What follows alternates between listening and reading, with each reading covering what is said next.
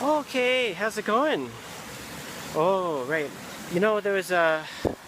Hey, I'm splitting a log that I found in the creek. It's been sitting there for a month or two, and I just decided the other day I have to talk close to grab it and flip it. Yeah, I found it just in that spot where the water is gushing through right here. That's where it was lying there for a while. And the other day I thought, oh, I'm going to pull that out. And because it's rainy season's here and it's just going to get heavier, I didn't want debris to build up, and I don't think there'd be a flood here, but this could cause some trouble possibly. So anyway, I dragged it out. It's incredibly heavy. Like, there's no way I could lift it.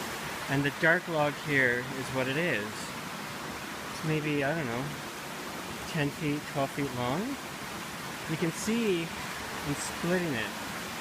There's a big split right here that I'm just slowly, this is a big job, right? It's like probably the day's work to get it. And then I split off some smaller pieces that I can use for instruments. But basically I'm trying to see, I'll split it at least to the point where I can carry the damn thing, and then put it on the deck to dry somewhat, and then I'll put it in my dehumidified room to dry more. And we'll see. It'd be really cool to make my next Cora with using this log. I don't know what the wood is, but you can see it's a beautiful rosy tint.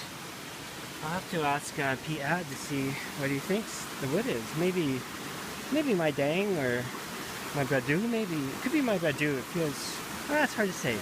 Anyway, no matter. So I've got my axe here. One of the things I brought with me from Canada. And you know, I've got a Malayan parang machete. I got a hammer. But mostly what I'm doing is I'm chopping these, like wedges from logs and things. And just trying to split this big piece open. You can see right here, I've split those smaller pieces, kind of just came off there, you know. Just gonna see what comes out of it. I just don't know. Anyway, good video for my music forest instruments. Hope everyone's doing great. Water's a little high, but not too high. Oh yeah, look at this. Okay, I've got a big crack opening up.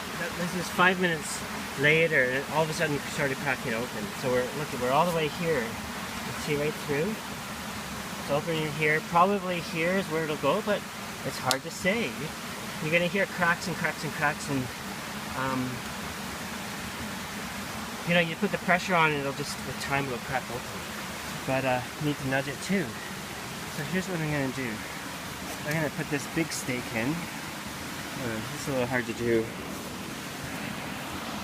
Maybe I can do this. Probably won't work, but anyway. I'm just gonna trim this off. So, oops. Where are we now?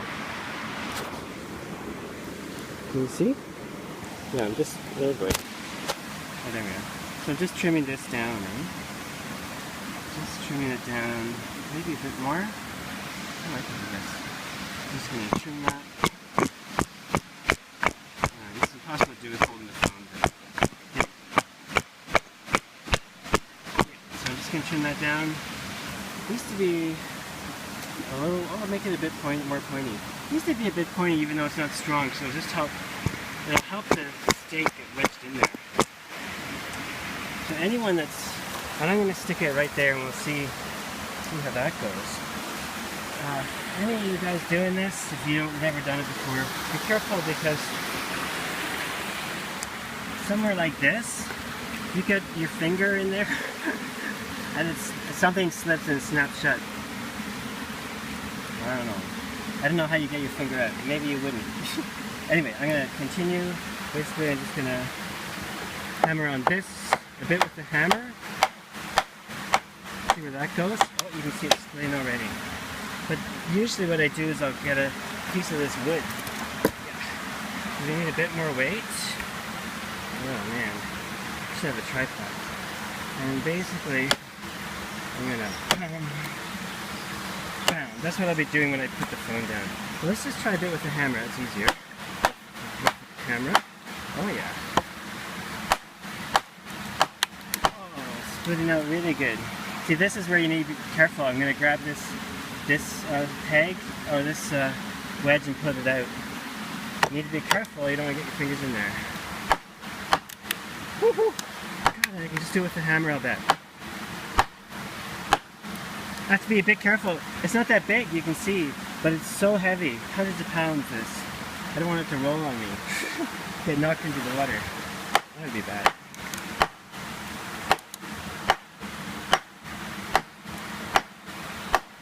I'm surprised I can do this with the hammer.